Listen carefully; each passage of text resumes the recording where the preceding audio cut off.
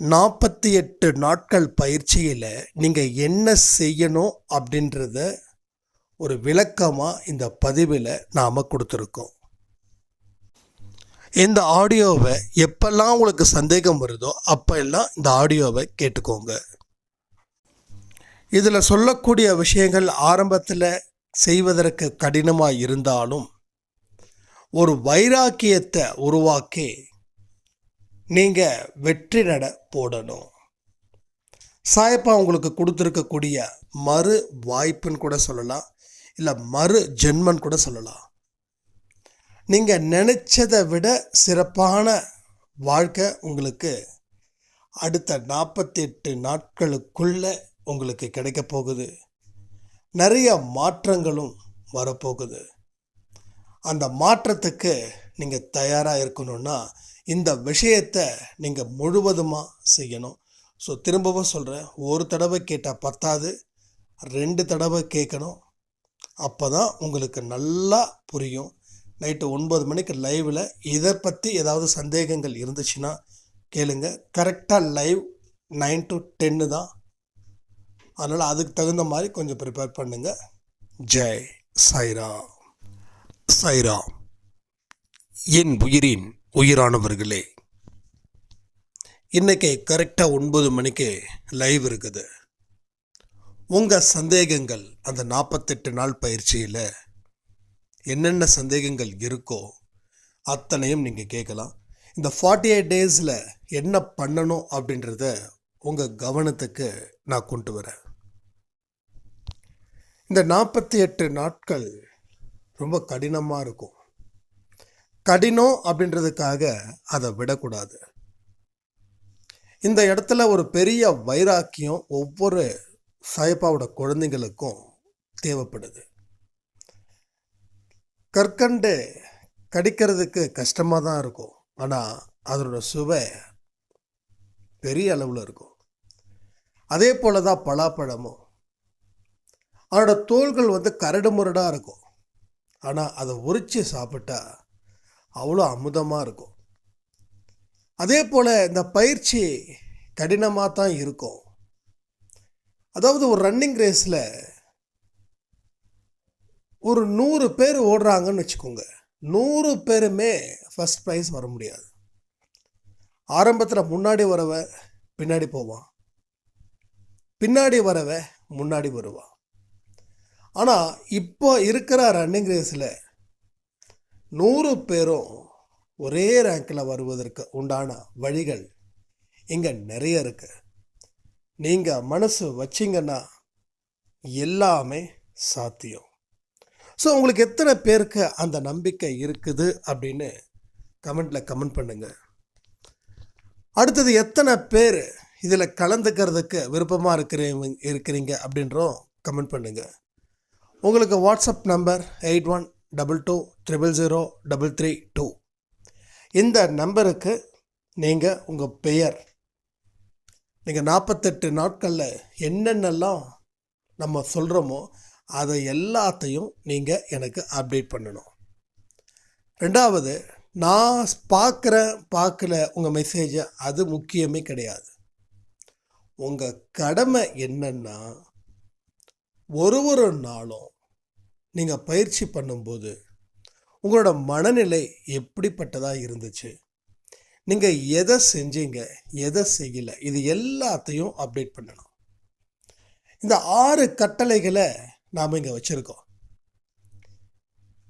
இது உங்கள் வாழ்க்கையில் அந்த 48 நாட்களும் இதை தான் நீங்கள் ஃபாலோ பண்ணணும். 49வது நாளில் உங்களுக்கு ஒரு பெரிய அதிசயம், அற்புதம் காத்துக்கிட்டு இருக்குது.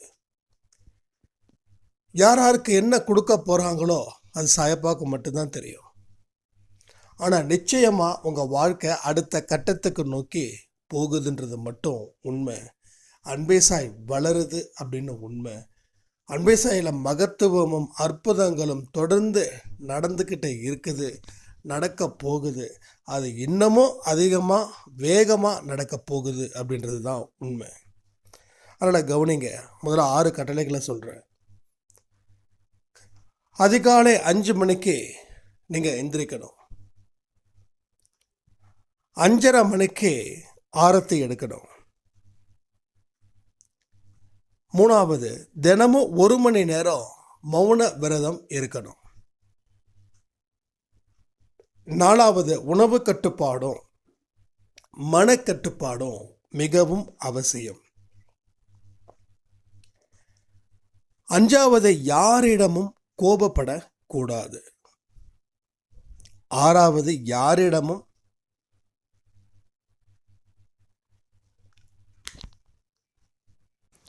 இந்த பூஜை முறைகளை பற்றி சொல்லக்கூடாது. இந்த 6 விஷயங்களை 48 நாட்கள் நீங்கள் செய்யணும். இப்போ ஒரு விஷயத்தை எப்படி செய்யணும் அப்படின்றத நான் தெளிவாக சொல்கிறேன். காலையில் 5 மணிக்கு எழுந்திரிச்சிட்டு ஜஸ்ட்டு நல்லா ஃபேஸ் மட்டும் வாஷ் பண்ணிவிட்டு, ப்ரஷ் பண்ண வேண்டாம், ஃபேஸ் மட்டும் வாஷ் பண்ணிவிட்டு ஒரு 5 நிமிஷம் ஒரு சேர்லேயோ இல்லை தரையிலையோ ஒரு பாய் போட்டோ அது மேலே உக்காந்து இந்த 6 கட்டளைகளையும் 5 தடவை சொல்லணும். ஓகேங்களா? 5 தடவை சொல்லணும். காலையில் எந்திரிச்ச உடனே ஃபேஸ் மட்டும் வாஷ் பண்ணிவிட்டு, ப்ரஷ்லாம் பண்ண வேண்டாம், ஃபேஸ் மட்டும் வாஷ் பண்ணிவிட்டு சட்டுன்னு இங்கே வரணும். இந்த 6 கட்டளைகளை 5 தடவை சொல்லணும். பொறுமையாக நிதானமாக சொல்லணும். இது மனப்பாடம் பண்ணுவதற்கு உண்டான ஸ்கூல் இல்லை, இது வாழ்க்கைன்றது. இந்த வாழ்க்கையில் புரிஞ்சு தான் எல்லாமே சொல்லணும். மனசு ஏற்றுக்கிற மாதிரி சொல்லணும். அமைதியான முறையில் சொல்லுங்கள். இல்லை உள்ளுக்குள்ளே சொல்ல முடியல அப்படின்னா ஃபோனை எடுத்து பார்த்து சொல்லுங்கள். ஆனால் 5 டைம்ஸ் சொல்லணும். இப்போ காலையில் நீங்கள் என்ன உள்ள உங்கள் பதிவை இறக்குறீங்களோ அதுதான் அந்த நாள் முழுக்க உங்களுக்கு கொண்டாட்டமாக மாறப்போகுது. இதை நம்ம பண்ணிட்டோமா? அடுத்தது, இப்போ காலை கடன்கள் எல்லாத்தையும் முடிச்சிருங்க. முடிச்சுட்டு குளிக்கிறதுக்கு நேரம் இருந்தால் குளிங்க. குளிக்கலைனாலும் பரவாயில்ல, முடிஞ்ச அளவுக்கு குளிச்சிட்டிங்கன்னா கொஞ்சம் அந்த டயர்ட்னஸ் போயிடும், தூக்க கலக்கம் போயிடும். வெந்நீர் வச்சோ இல்லை உங்களுக்கு எது செட் ஆகுதோ அதை நீங்கள் செய்யுங்க. குளிக்கலைனாலும் பரவாயில்ல. சாயப்பா நீங்கள் குளிச்சுட்டு ஆரத்தி எடுத்தீங்களா, குளிக்காமல் ஆரத்தி எடுத்தீங்களா அப்படின்லாம் பார்க்கல. மனசில் எதை வச்சு நீங்கள் ஆரத்தி எடுக்கிறீங்க அப்படின்றத தான் பார்க்குறாரு. அப்போ மனசில் எதை வைக்கணும்? சாயப்பா எனக்கு இவ்வளோ பிரார்த்தனைகள் இருக்குது, இதை நீ செஞ்சு கொடு, நீ செஞ்சு கொடுத்துட்டா நான் ஷீரடி வரேன். அந்த வார்த்தை, அந்த விளையாட்டுக்கு இங்கே வாய்ப்பே கிடையாது. உங்களோட பிரார்த்தனைகள் நடந்து முடிஞ்சா கடவுளுக்கு எவ்வளோ ஆனந்தமாக ஆரத்தி எடுக்கிறீங்களோ அந்த மனநிலையில் நீங்கள் ஆரத்தி எடுக்கணும். இது ரொம்ப ரொம்ப இம்பார்ட்டன்ட். கடவுள் மேலே இருக்கக்கூடிய நம்பிக்கை இப்படிப்பட்டதாக தான் இருக்கணும். செய்வாரா மாட்டாராலாம் இல்லை.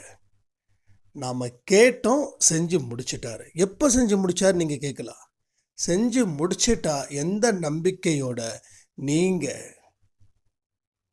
ஆரத்தி எடுப்பீங்களோ அந்த நம்பிக்கையை வச்சு உங்கள் வாழ்க்கை மாறும். இதுதான் முதல் மனதளவில் ஏற்படக்கூடிய ஒரு விஷயத்துக்கு இங்கே தான் ஸ்டார்டிங் ஆகுது. இதை அடிப்படையாக கொண்டு நீங்கள் ஆரத்தி எடுக்கணும். ஆரத்தி எடுத்து முடித்த உடனே கண்டினியூவாக சச்சரித்தம் படிக்கணும். நம்ம இப்போ சச்சரித்தம் எப்படி படிக்கிறோம்? எப்போல்லாம் டைம் கிடைக்குதோ அப்போல்லாம் படிக்கிறோம். அப்படிலாம் இருக்கக்கூடாது. ஆரத்தி எடுத்து முடித்த உடனே சச்சரித்தம் படிக்கிறோம். இப்போது 2 கட்டளைகள் நிறைவேறிடுச்சு. ஒன்று 5 மணிக்கு எந்திரிக்கிறது, எந்திரிச்ச உடனே சாயப்பாட உறுதிமொழிகளை 5 தடவை சொல்கிறது. அடுத்தது 5:30க்கு ஆரத்தி எடுக்கிறது. 2வது கட்டளை 5:30க்கு ஆரத்தி. அதை தொடர்ந்து சச்சரிதம் சாப்டர் 1 படித்தாச்சு. இப்போது நீங்கள் உங்களோட வேலைகளை பிளான் பண்ணுங்கள். இந்த டே எப்படி இருக்கணும், என்ன பண்ணணும் அப்படின்றத கொஞ்சம் ரிலாக்ஸ் பண்ணிட்டுக்கோங்க. ப்ளஸ் தியானமும் பண்ணிவிடுங்க.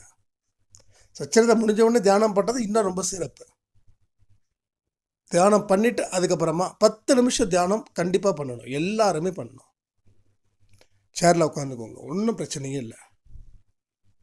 முதுகு வந்து முடிஞ்ச அளவுக்கு நேராக வச்சுக்கோங்க. பின்னாடி முதுகு வலிக்குதா, கொஞ்சம் சப்போர்ட்டிங்க்கு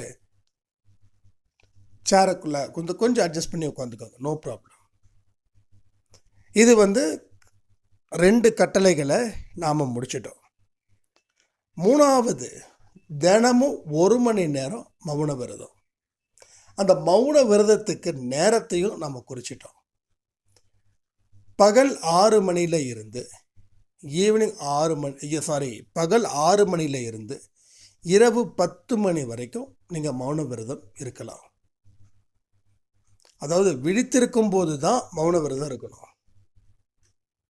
தூங்கும்போது நம்ம மௌன விரதம் இருக்கலாமா அப்படின்னா, எல்லாருமே தூங்கும்போது மௌன விரதத்தில் தான் இருக்கும். ஸோ 6 மணியில் இருந்து 10 மணி வரைக்கும் ஏதோ ஒரு டைமில் தினமும் 1 மணி நேரம் மௌன விரதம் இருக்கணும். ஆனால் நான் 9 மணிக்கெலாம் தூங்கிடுவேன் அப்படின்னா 8 மணி இருங்க.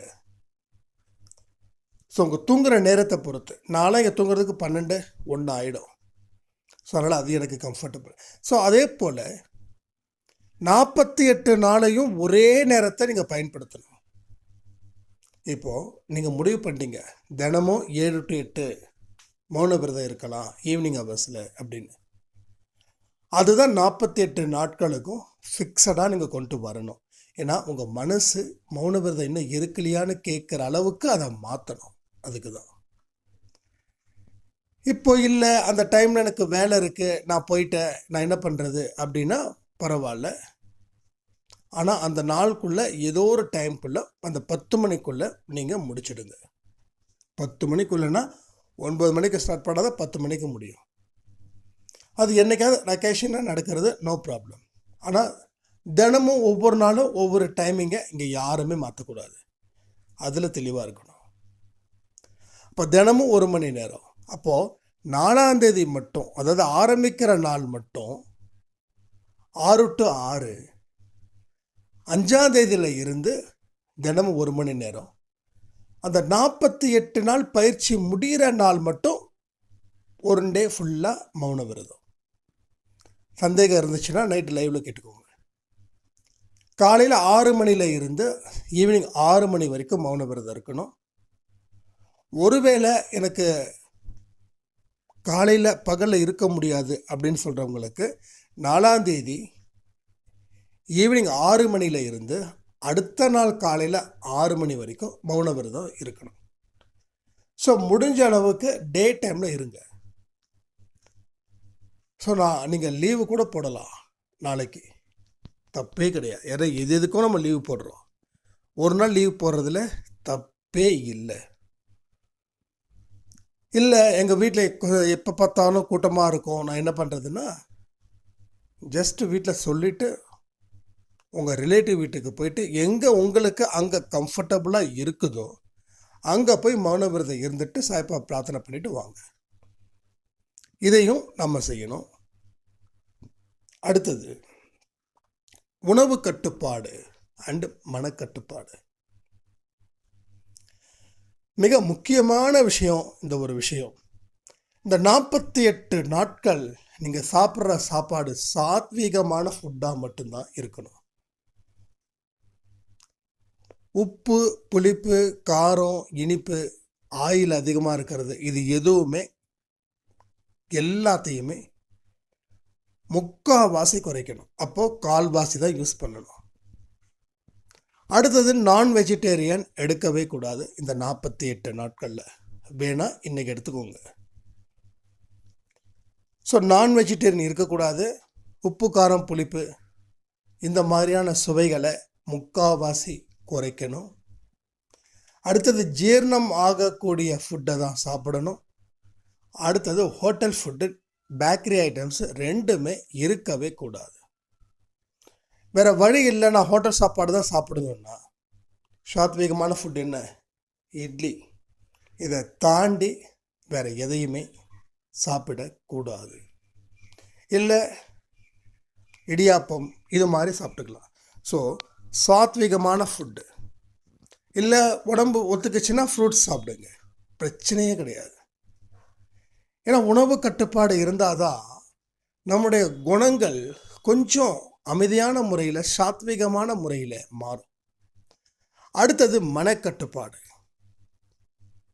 இந்த மனக்கட்டுப்பாடு இது ரொம்ப முக்கியம். ஏன்னா நம்ம எதுக்காக இந்த 48 நாள் ஒரு பயிற்சியில் கலந்துக்கிறோம் அப்படின்னா, நம்ம குடும்பத்தில் இருக்கக்கூடியவங்களுடைய கேரக்டர்ஸ் ரொம்ப ரொம்ப அரகண்ட்டாக இருக்கும், அதாவது அரக்கத்தனமாக இருக்கும். அவங்க நல்வழிப்படுத்துவதற்கு உண்டான ஒரு முதல் அடி தான் இந்த அடி எடுத்து வச்சுருக்கோம். அப்போது அவங்க உங்களுக்கு எவ்வளோவுக்கு எவ்வளோ உங்களை கேவலப்படுத்தினாலும், உங்களை கொடுமைப்படுத்தினாலும் நீங்கள் மனதளவு கூட நீங்கள் பாதிக்கப்படக்கூடாது அவங்களால. இது எப்படி சாத்தியம் அப்படின்னு நீங்கள் கேட்கலாம். அந்த 49வது நாளில் எல்லாமே தலைகீழாக மாறுன்ற நம்பிக்கையோட இந்த பனிஷ்மெண்ட்டை நீங்கள் ஏற்றுக்கோங்க. உங்களை ஒரு மனுஷன் கண்ணா பின்னான்னு பேசுகிறாங்கன்னா அந்த மனுஷன் மேலே தப்பு இல்லைன்னு நான் ஏற்கனவே சொல்லியிருக்கேன். இப்போ யார் மேலே தப்புன்னா உங்கள் மேலே தான் தப்பு. உங்கள் கர்மா அப்படிப்பட்டதாக அமைஞ்சதால் அப்படிப்பட்ட மனுஷன் கையில் நீங்கள் இருக்கீங்க. ஆனால் எல்லாத்துக்குமே மாற்றம் அப்படின்றது ஒன்று உண்டு இங்கே. ஸோ அந்த மாற்றம் நடக்க போகுது, இதை எல்லாம் நான் ஏற்றுக்கிட்டா அந்த நிலைக்கு நீங்கள் வரணும். ஸோ மனக்கட்டுப்பாடு மிக மிக அவசியம். அப்போ இந்த இடத்துல இன்னும் ஒரு விதமான பயிற்சிகள் நமக்கு தேவைப்படுது. இது உங்களுடைய ஃப்ரீக்வெண்ட் டைமில், ஆனால் இதுவும் ஒரே டைமில் இருக்கணும். உங்கள் ஆன்மா கூட பேசணும், உங்களுடைய ஆன்மா கூடயும் நீங்கள் பேசணும், உங்கள் குடும்பத்தில் இருக்கிறவங்களுடைய ஆன்மா கூடயும் பேசணும். எந்த மனுஷனால் உங்களுக்கு பிரச்சனைகள் இருக்குதோ அந்த மனுஷனுடைய ஆன்மா கூட இந்த 48 நாட்கள் நீங்கள் பேச வேண்டும். எப்படி பேசணும்? அன்பாக பேசணும். இப்போது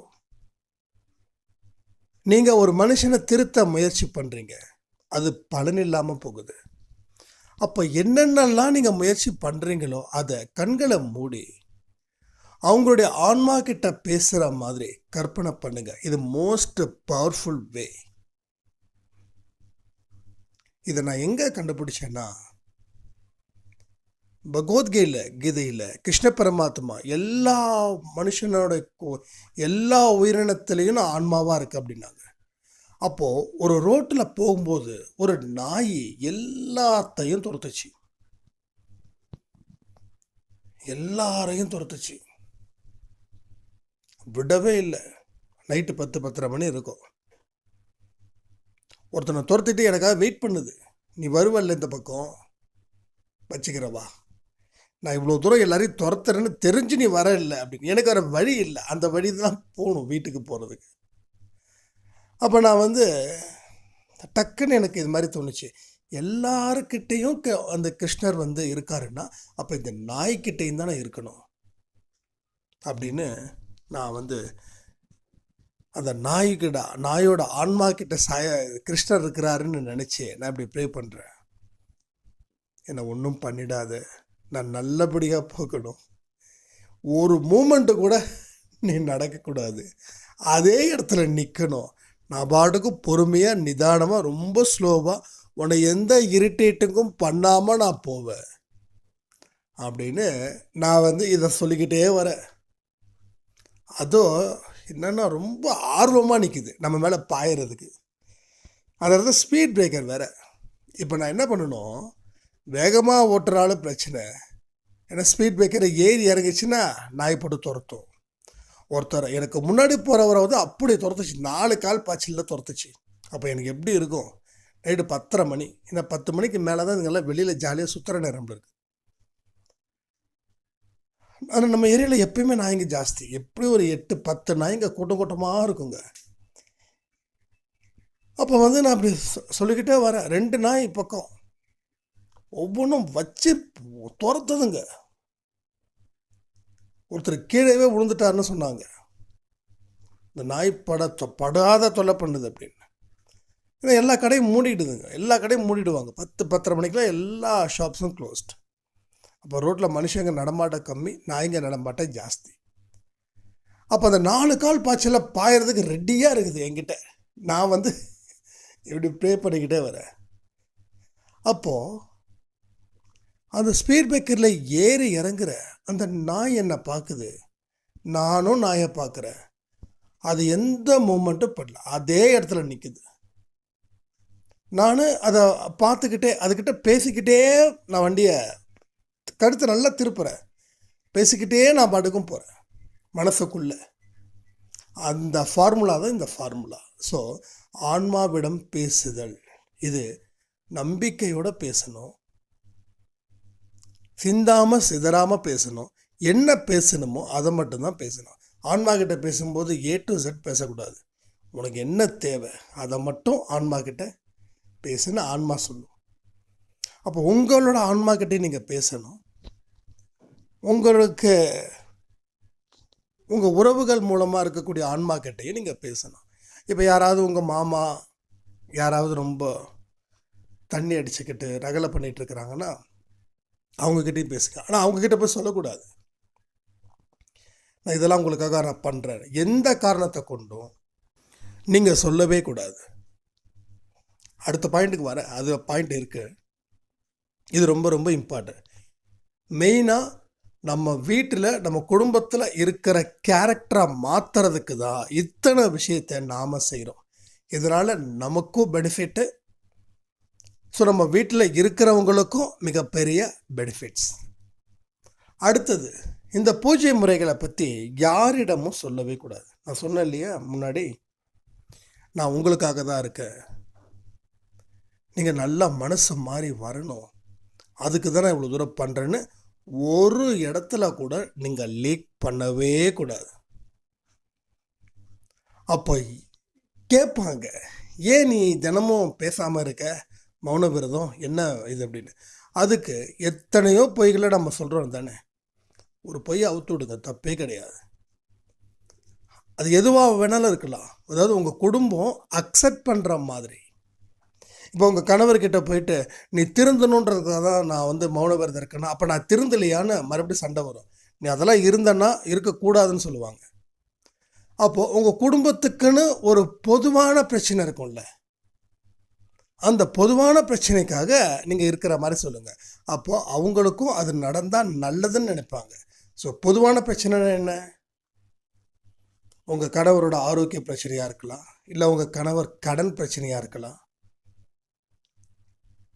இப்படி இருக்கலாம் இல்லையா. இதுக்காக ஏதாவது ஒன்று, அதாவது அவர் வந்து ஏன்னா இந்த இப்படி பண்ணாவே எல்லா பிரச்சனையும் தெரியதான் போகுது.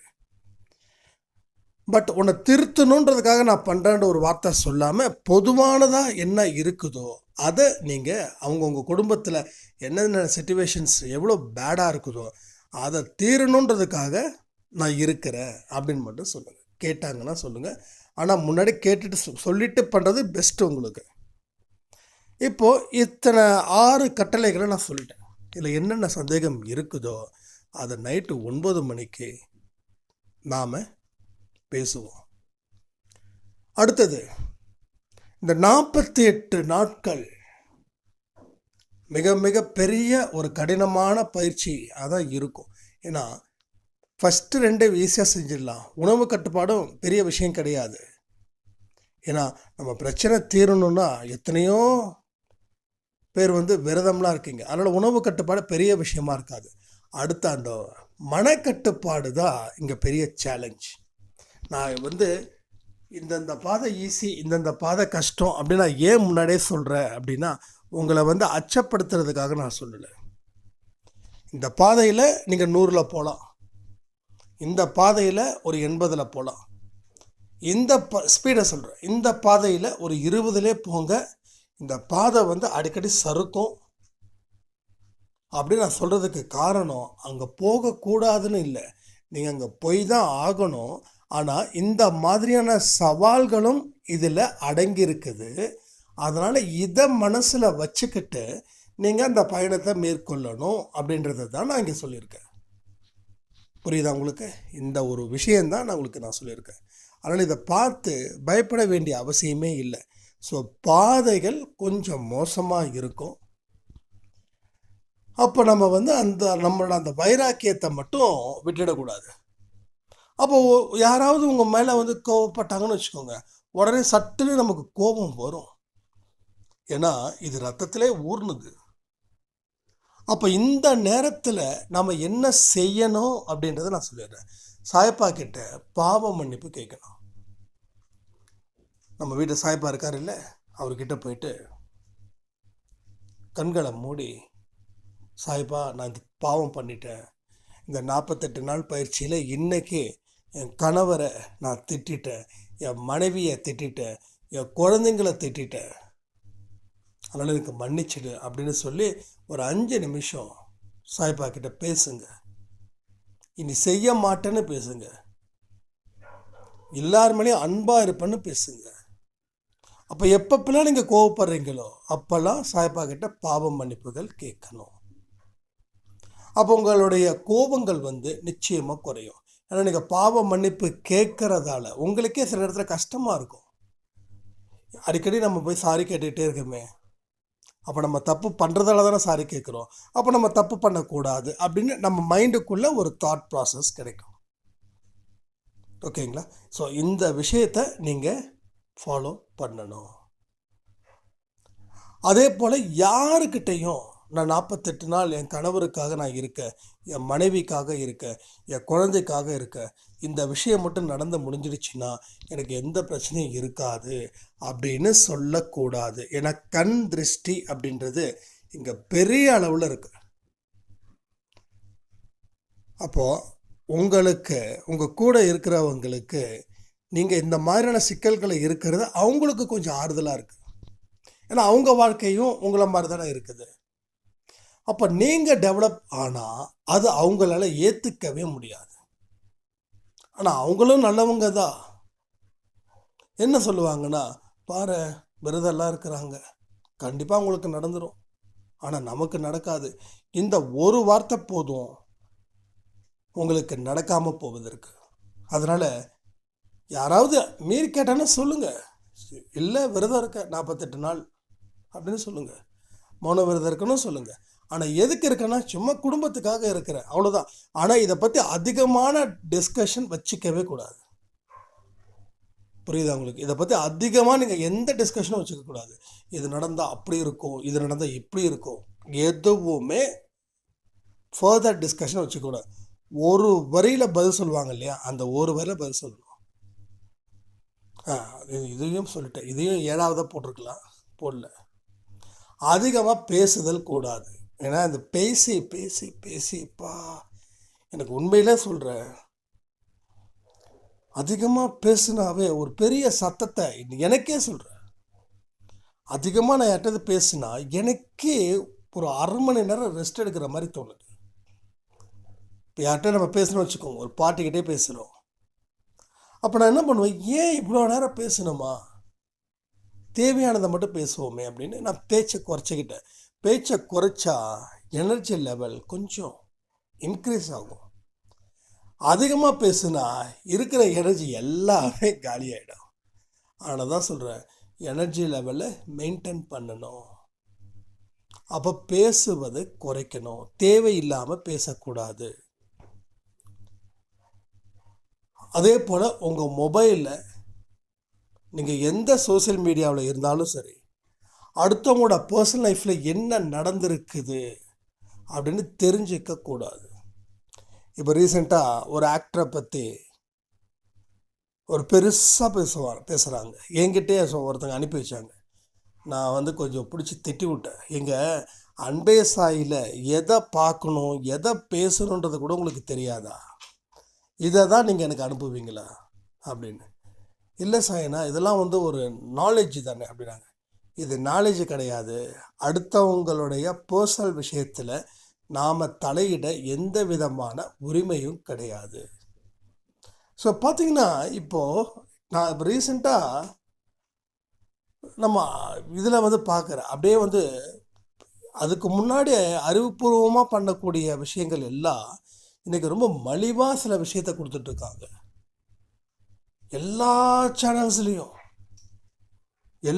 சேனல்ஸ்லேயும் இது ஒன்று தான் நடக்குது. அடுத்தவங்களோட அந்தரங்கத்தை பற்றி டிஸ்கஷன் பண்ணுறது.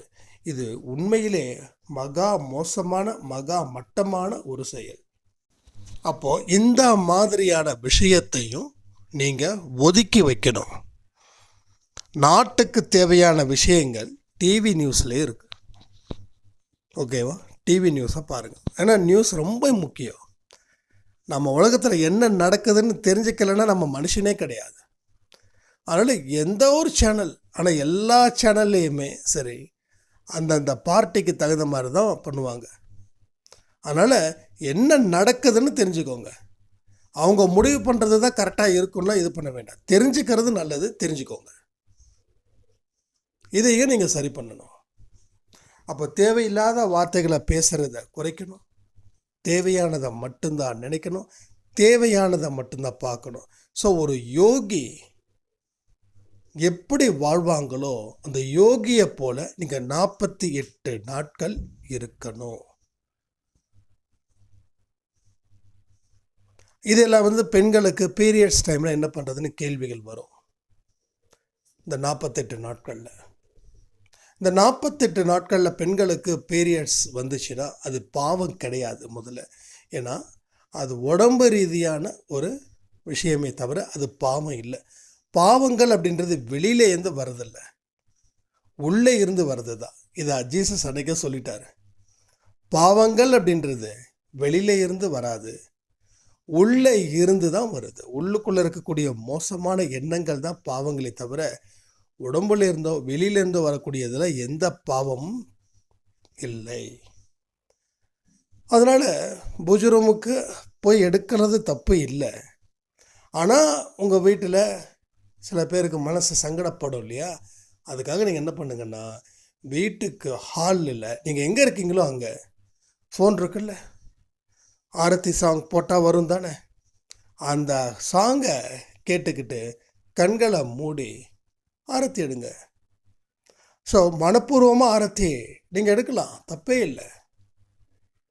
அதே மாதிரி சச்சரிதம் புக்கு படித்தா அது தீட்டுலாம் இல்லை, படிக்கலாம்.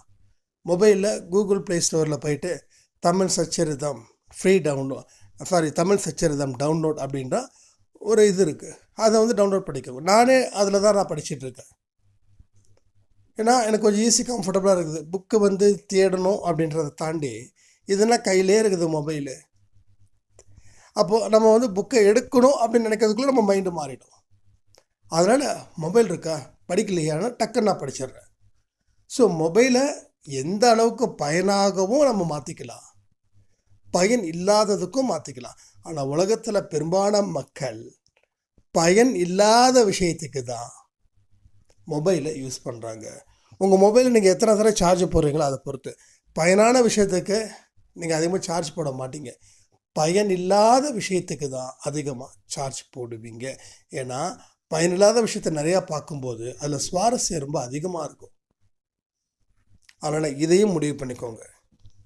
ஏன்னா இதெல்லாம் மனக்கட்டுப்பாடோட ரிலேட்டடாக வரக்கூடிய விஷயங்கள். ஸோ நம்ம மனசில் அழுக்கு இல்லாமல் இருக்கணும்னா மோசமான விஷயங்களை நம்ம பார்க்கவோ கேட்கவோ கூடாதுன்றதில் ஒரு உறுதியான தன்மையை நீங்கள் ஏற்படுத்திக்கோங்க. ஸோ மறுபடியும் சொல்கிறேன், அன்பே சாயின் 6 கட்டளைகள். இன்னொன்று சொல்ல மறந்துட்டேன். இன்றைக்குள்ளே அந்த ப்ரொஃபைல் ரெடி பண்ணுவோம், வாட்ஸ்அப் ப்ரொஃபைல். அதுதான் அடுத்த 48 நாட்களுக்கு உங்களுடைய வாட்ஸ்அப்பில் ப்ரொஃபைலாக இருக்கணும். இது ரொம்ப ரொம்ப முக்கியம். அதுக்கு உண்டான வாசகங்கள் என்ன ஏதுன்றதை நான் இன்றைக்கி உட்காந்து நான் டிசைன் பண்ணி டிசைன் பண்ணுவாங்க. சில விஷயங்கள் மட்டும் சொல்லணும். சொல்லி அது முடிஞ்சால் இந்த ஆடியோ கூடவே நான் அதை லிங்க் பண்ணுறேன். இல்லைன்னா இன்றைக்கி ஈவினிங்குள்ளே அந்த ப்ரொஃபைல் நம்ம ரெடி பண்ணுவோம். அதுதான் அடுத்த 48 நாட்களில் உங்கள் ஃபேஸ்புக்கில், உங்கள் இன்ஸ்டாகிராமில் அண்டு உங்கள் வாட்ஸ்அப்பில், உங்கள் மொபைல் வால்பேப்பர்ஸில் எல்லாத்துலேயும் அது இருக்கிற மாதிரி பார்த்துக்கோங்க. இதை நம்ம எல்லாமே சரி பண்ணுவோம், வாழ்க்கையில் வாழ்வோன்னு சொல்லி இந்த ஆடியோவை நான் முடிக்கிறேன். ஜெய் சாய்ராம்.